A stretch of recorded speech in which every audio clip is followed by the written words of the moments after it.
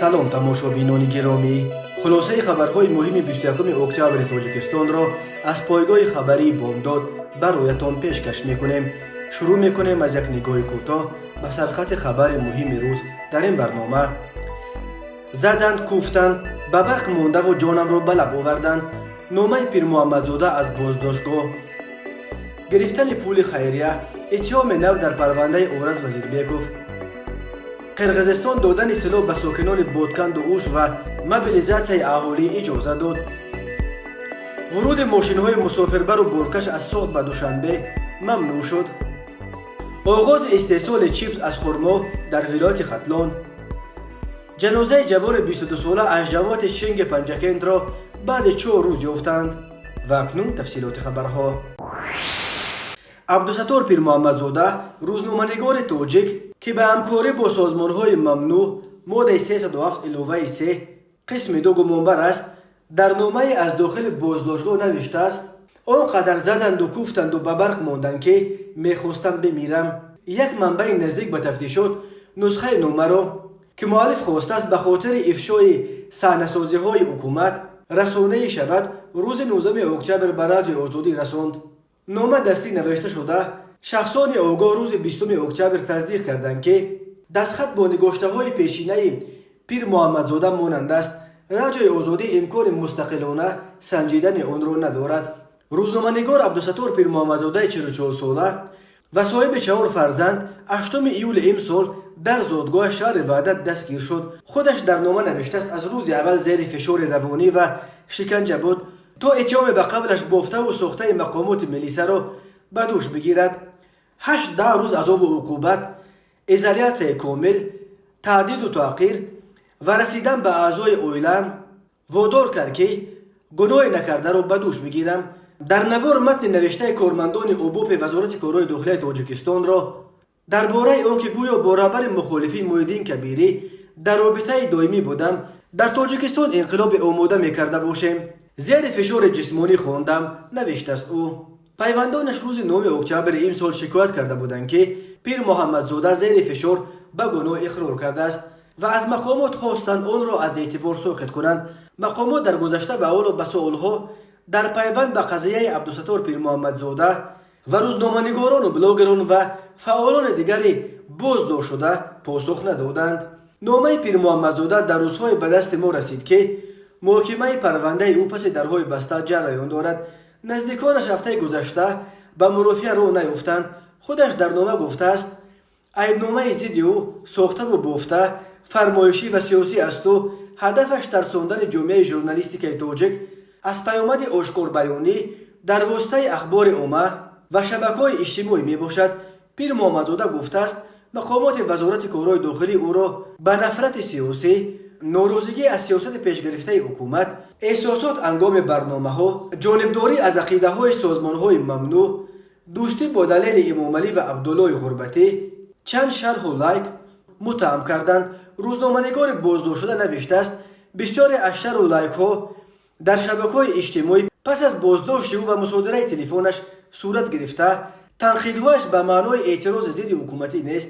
нахот гуфтани камбудии як мансабдори давлатӣ беназоратӣ ва бемасъулиятӣ дар болоравии нархи маҳсулоти озуқаворӣ ва сӯзишворӣ ин хусумат бошад, пурсидааст ӯ. Абдусаттор Пир Муҳаммадзода дар номааш гуфтааст ба мустақилии додгоҳҳо дар Тоҷикистон бовар надорад ва мутмаин аст ки ҳукмаш пеш аз боздошт дар долонҳои ҳукуматӣ содир шуда буд, вале ҳадди аққал 4 тифли маъсуман баъди калон шудан бидонанд ки падарашон на экстремист буд, на ҷинояткор, балки як рӯзноманигори содадиле буд ки мехост фарзандонаш дар ҷомеаи демократӣ зиндагӣ кунанд, на дар зери зулму диктатураи сартосарӣ ва як кишвари қафомондаи феодалӣ, хулоса кардааст ӯ. дар ним соли охир дар Тоҷикистон 7 блогеру рӯзноманигор дастгир ва то ин дам 3 нафари онҳо Муҳаммади Султон ба 7 сол, Абдуллои Ғурбатӣ ба 7.5 сол, Далели Эмомалӣ ба 10 соли зиндон маҳкум шуданд.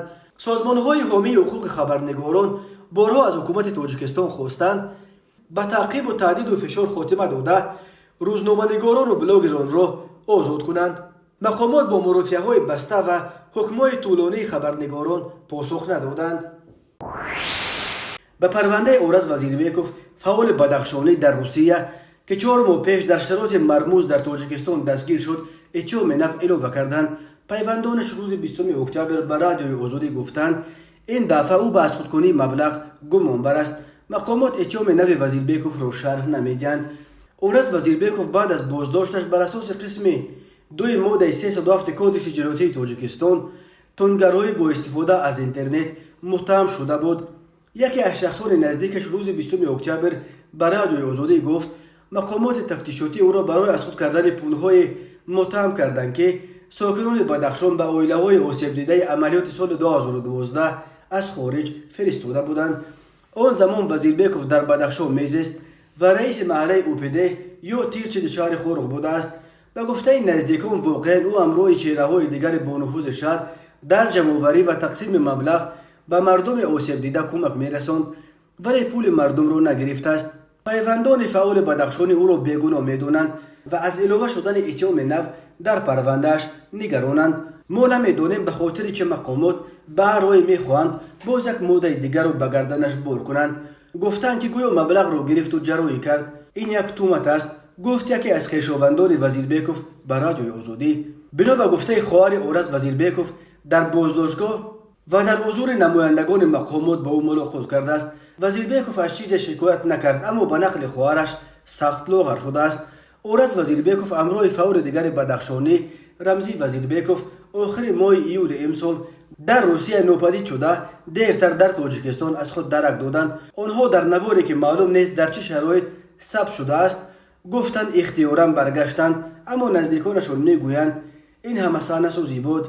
این دو فعال بدخشانی با نظرهای تنقیدیشان درباره مقامات تاجیکستان در شبکه‌های اجتماعی شناخته شده بودند. نزدیکان آنها قبلا شکایت کرده بودند که آرس و رمزی وکیل مدافع دولتی دارند اما وضع را بازگو نمی‌کند. پس از تظاهرات و ناآرامی‌های ماه امسال در بدخشان که با مرگ 10 نفر انجامید، مقامات انتظامی تاجیکستان 100 نفر از جمله فعالان مدنی بدخشان را دستگیر و به اطلاع دادستانی کل تا 77 نفر را جزا دادند. بازداشت شده‌ها و نزدیکانشان میگویند اتهامات بی اساس است. سازمان‌های حامی حقوق حکومت تاجیکستان را برای چنین رفتار سخت تنقید کردند. از جمله دیدبان حقوق بشر چند پیش از حکومت تاجیکستان خواست به محکمه‌های به گفته سازمان ناعادلانه ساکنان بدخشان پایان داده بازداشت‌های غیر قانونی آنها را بس کنند. مقامات پیوسته گفتند که اعضای گروه‌های جنایی را در بدخشان از بین برده طرفداران آنها را دستگیر کردند، چیزی که فعالان قبول ندارند. وکیلان پارلمان قرقیزستان روز 20 اکتبر سال 2022 در جلسه خود یکباره در 3 قرائت طرح قانون را قبول کردند که در حالت ویژه به ساکنان مناطق مرزی ولایت‌های بادکند و اوش دادن سلاح را اجازت می‌دهد. از این پیشنهاد 63 وکیل پشتیبانی کرده و تنها 3 نفر ضد آواز دادند. بررسی این طرح قانون در پارلمان قرقیزستان تا روز آخر پشت درهای بسته صورت گرفت. در عموم به 4 قانون از جمله قانون موبیلیزاسیا، قانون عهده‌داری حربی، قانون سلاح و قانون ماموران مناطق مرزی تغییرات وارد کرده شد که موبیلیزاسیا اختیاری ساکنان مناطق مرز با ازبکستان و تاجیکستان در ولایت‌های بادکند و اوش را در جریان مناقشه‌های مرزی اجازه داده ترتیب دادن و نگاه داشتن سلاح را برای ساکنان این مناطق خیلی ساده‌تر می‌کند. نماینده شعبه رابطه با جامعه و مطبوعات پارلمان قرقیزستان گفت وکیلان روز 20 اکتبر قرائت سیوم طرح قانون درباره وارد کردن تغییرات به برخی سندهای قانونگذاری جمهوری قرقیزستان در ساحه اقتدار مدافعی را قبول کردند. در سند توجیهی گفته می شود که یک هدف اساسی این تغییرات تنظیم حقوق مسائل مربوط به دادن اجازت به خریداری، نگاه داشتن و استفاده سلاح آتشفشان بوده. با قبول این قانون محدودیت‌های موجوده برای این از بین برده می شوند. همین طور تغییرات به قانون محدودیت سن و سال را در مسئله موبیلیزاسیا در شرایط ضرورت مدافع و حمایت منطقه‌های مرزی ولایت‌های بادکند و اوش از بین میبرد. سن حد اقل برای موبیلیزاسیا 18 باقی مانده است ولی در مورد سن حد اکثر دیگر یگان محدودیت باقی نمانده است. در پی مناقشه اخیر روزهای 14 سپتامبر سال 2022 در مرز تاجیکستان و قرقیزستان که از دو طرف بیش از 130 کشته و بیش از 400 زخمی به جا گذاشت، وکیل پارلمان اولان بقاسوف طرح قانونی را پیشنهاد کرده بود که تقسیم سلاح در بین ساکنان مناطق مرزی را اجازت میدهد. این طرح قانون در معرض محکمه عمومی گذاشته شد. در اول ماه اکتبر کمیته های پارلمان قرقیزستان از این پیشنهاد پشتیبانی کردند.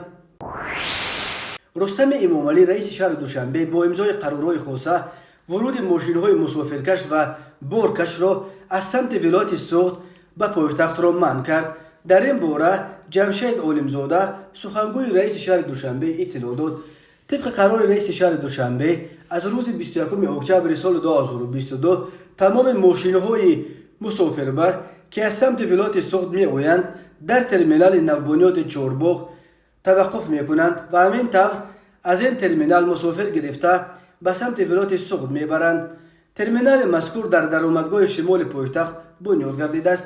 قبلا ماشین‌های مسافربر سمت ولایت سوخت با مسافران خود وارد شهر گردیده در اکثر حالت مسافران خویش را تا به منزل می‌رسانیدند.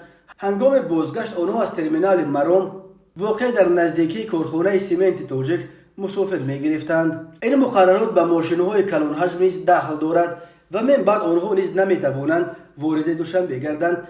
سبب اقدام مذکور را جمشید عالمزاده کم کردن تنبشوی ماشین‌ها در درآمدگاه دوشنبه نامید. طبق قرار نو رئیس شهر دوشنبه همچنین نقطه آخر خط سیرهای میکرواتوبوس رقم 52 رقم 19 و خط سیرهای اتوبوس رقم 3 رقم 29 و رقم 41 از ترمینال مرام به ترمینال چهارباغ عوض کرده شده است. در رابطه به این شهرداری دوشنبه از ساکنان و مهمانان پایتخت اینچنین رانندگان واسطه‌های نقلیات مسافربر سمت نویه ورزاب و شهر و نویه‌های ولایت سوخت خواهش می‌کنند که من بعد از خدمت رسانی ترمینال چهارباغ استفاده نمایند. در منطقه باختر ولایت ختلان بار نخست از خرمای خشک چیپس استحصال کرده می شود که برای آماده کردن آن بیش از 50 زن و دختر منطقه باختر به جای کار تامین کرده شدند. چیپس از خرما محصولات نوی وطنی بوده برای استحصال آن بیش از 50 زن منطقه باختر جلب گردیده با جای کار و معاش خوب تامین گشتند. خرما در تاجیکستان میوه معمولی است. طبق آمار رسمی میدان عمومی این زراعت در تاجیکستان بیش از 3000 گکتار بوده. از هر گکتار تا 35 تن حاصل گرفتن ممکن است، اما آن میوه زود ویران شونده بوده موسم کوتاه دارد و دهقانان فایده خیلی کم به دست میآورند. برای طرف نشدن حاصل خرما و کارکرد آن یک زمره بانوان صاحبکار از ولایت ختلان با دستگیری شرکت رشد و آموزش خشک کردن خرما و سیب و از آن استحصال کردن چیپس شروع کردند. در کپراتیو استحصال بهبودی نویه کوشانیان کارمندان برای استحصال چیپس خوشصفت با استفاده از تکنیک‌های معاصر دست به کارند. بنا به اطلاع خاصیت کامل و نماینده لایحه USAID در تاجیکستان لایحه عاید به رقابت‌پذیری اگرو بیزنس در تاجیکستان با استفاده از تکنولوژی‌های نوی کارکرد میوه صاحبکاری درآمدناک را پیش برده ماه دکمبر سال 2021 مجموعه پوره ترینینگ ها را عاید به تکنولوژی بهترین کارکرد خرما از جمله تهیه چیپس ها از خرما و سیب گذرانید که در آن 12 استحصال کننده و کار کننده از منطقه باختر ولایت ختلان اشتراک کرده بودند. در رفت مشق‌های عملی شرکت کنندگان با استفاده از تجهیزات و اسباب‌های یاری رسان به کارکرد میوه مشغول شدند. تمام دوره کارکرد میوه و سبزیجات از جمله جدا کنی، تازه کنی، شستن، گروه بندی، پوست کردن، بریدن، سفید کنی، فومیگاسیون کنی، خشک کنی و بسته‌بندی آموزانیده شدند و اکثریت این اشتراکچیان صاحب تجهیزات زمانوی شدند و در موسم سال 2022 با قوه و دانش نو خشک کردن میوه و استحصال چیپس ها را راه اندازی میکنند. اصرار داشت او خرمای خشک به دلیل خاصیت‌های سودمند و ویتامین ها در منطقه بیش از پیش معلوم می شود. در اساس طلبات بازار بیرونه و گشاده شوی راه‌های تجارت برای کشاورزان تاجیک در آینده نزدیک از خرما فایده بیشتر خواهد گرفت. کمیته اولت‌های فوق‌العاده تاجیکستان خبر داد که 20 اکتبر سال 2022 نجات بخشان بخش این نهاد در منطقه زرافشان جسد یک ساکن 22 ساله جماعت دیهات شنگ شهر پنجکент را پیدا کردند. این جوان روز شنبه 16 اکتبر سال روان در نتیجه یک صدمه مدهش در راه دوشنبه خوجند ناپدید شده بود. جسد او را 15 متر پایین‌تر از جای حادثه در رود فان پیدا کردند و از آب بیرون کشیدند. قبلا خبر داده بودیم که روز 16 اکتبر سال جاری یک ماشین تمغه اوپل استرا تحت اداره ساکن 26 ساله جماعت دیهات شنگ شهر پنجکent هنگام حرکت به سمت پایتخت در نزدیکی شهرک زرافشان نویه عینی ولایت سوخت اول به پاره کوه برخورده، سپس به دریای فان سرازیر شده است. در نتیجه این حادثه یک مسافر این ماشین و راننده آن و ساکن جماعت شنگ در جای حادثه به هلاکت رسیده. دو مسافر دیگر که یکی 63 سال داشت و دومی 22 ساله بود با زخم‌های گوناگون به بیمارستان انتقال داده شدند. نجات دهندگان کمیته اولت‌های فوق‌العاده در گروه نوایی منطقه زرافشان به جای حادثه رسیده با کمک راهگذران و ساکنان محلی جسدهای هلاک شدگان و زخمیان را از آب بیرون برآوردند، اما آن روز یک مسافر دیگر این ماشین را پیدا نکردند. جستجوی او با کمک ساکنان 4 روز دوام کرد. کمیته اولت‌های فوق‌العاده به پیوندان و نزدیکان هلاک شدگان اظهار تسلیت کرده بار دیگر از رانندگان خواستند که هنگام حرکت در راه‌ها احتیاط کنند، سرعت حرکت را بالا نبرند و قاعده‌های بی‌خطری را جداً رعایت نمایند. روز 19 اکتبر سال 2022 تخمیناً ساعت 17:20 راننده автомашین تمغه مرسدس بنز خالف محمد امین سال تولدش 1987 ساکن نویه رودکی هنگام حرکت در راه ماشینگرد دیهه محمدشاه پایان از عهده اداره واسطه نقلیات نبرآمده از راه ماشینگرد برآمده به درختان سبز نیمه چپ را برمیخورد. در نتیجه راننده خالف به هلاکت رسیده.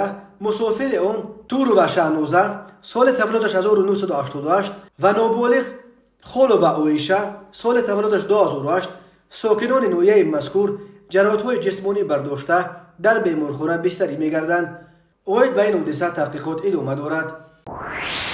به شعبه وزارت کارهای داخله در نویه شاه منصور با عریضه مرد 38 ساله ساکن پایتخت مراجعت نموده است که مرد 50 ساله ساکن شهر ایسار خودش را صاحبکار و تاجر معرفی نموده با راه فریب به باوریش در آمده با بهانه رواج دادن تجارتش از او یک عدد автомашین تمغه پورشه کاین ارزشش 120,000 سومونی، یک عدد автомашین تمغه خوندای سناتا ارزشش 130,000 سومونی و یک عدد автомашین تمغه لابو ارزشش 55,000 سومونی جمع به مبلغ 305,000 سومونی را گرفته وعده داده است که در مدت یک ماه مبلغ اتومبیل ها را برمیگرداند، اما اتومبیل های گرفته را بر عوض قرضش به دیگر نفران داده همگی یک مرتبه 65,000 سومونی داده باقی مانده مبلغ 240,000 سومونی را به منفعت شخصیش صرف نموده است. همزمان به شعبه وزارت کارهای داخله دوی در نویه سینا با عریضه مرد 27 ساله ساکن پایتخت مراجعت نموده است که مرد 29 ساله ساکن شهر دوشنبه با راه فریب به باوریش در آمده از او 210,000 سومونی گرفته وعده داده است که از خارجه به او یک عدد автомашین تمغه تایوتا کمری آورده می‌دهد، اما نام برده مبلغ را به منفعت شخصیش صرف نموده او را فریب داده گشته است. از روی این حادثه ها تحقیقات ادامه دارد. 20 آگوست سال 2022 تقریبا ساعت 19:15 راننده автомашین بارکش تمغه دف ظهورزاده سلیمان سیفالدین سال تولدش 1999 همراه جیانش ظهورزاده نیکروز قطب‌الدین سال تولدش 2001 ساکن شهر وحدت جماعت بازاربوی برونوف دیهه شادمان هنگام حرکت در راه ماشینگرد کولاب شمس‌الدین شاهین با ماشینش به دریا سرازیر شد. ظهور سیفالدین نصرالدینویچ ساکن 66 ساله دیهه شادمان پدر سلیمان و بابای نیکروز با وجود 2 ماه جستجو تا حال نتوانستند جسدهای پسر و نبیرش رو پیدا کنند. پسرم با نبیرم خانه ما را ماتم زده کرد. اینک چند هفته باز نان از گلویمان نمیگذارد. خویش و تبار و عمدیگان شب و روز در لب دریای شوراباد جسدهای سلیمان جان و نیکروز جان را کفت و کوب داریم. جای نماند که نکفته باشیم و تا حال پیداشان کردن نتوانستیم. من اقلا جسد پسر و نبیرم رو یابم که امیدمان کنده شود. این پدر و بابای ماتم زده که بار گرون چونین فوجه تلخ و میان شکن را دو موبوس روی شانه هایش میکشاند. در نامه‌اش می افزاید که از یک طرف غمی از دست دادن پسر و نبیره بالای سر موسویه انداخته است، از طرف دیگر قرض پسرم سلیمان که از بانک‌های جمهوری به مبلغ 100,000 سامانی قرضدار می باشد. ما شرایطی نداریم که چنین مبلغ را یابیم. نه من و نه پسر دیگرم خودبینیم، جای کار نداریم. برای قرض را برگردانیدن حیرانیم چه کار کنیم. این ساکن غمزده وحدت می نویسد اول از خدا و بعدا از هموطنان دست بخیر امید دارد و از همه خواهش و التماس کرده است که برای پیدا کردن جنازه های فرزند و نبیرم و حل مسئله قرض پسر جوان مرگ شدن به ما کمک رسانید. برای معلومات بیشتر می توانید به این شماره ها در تماس شوید. 992 901 201 170 پدر سلیمان بختاور. 992 908 444 616 مادر نیکروز. تماشابینان عزیز و گرامی، این بود مرور به خلاصه چند خبر مهم امروز تاجیکستان.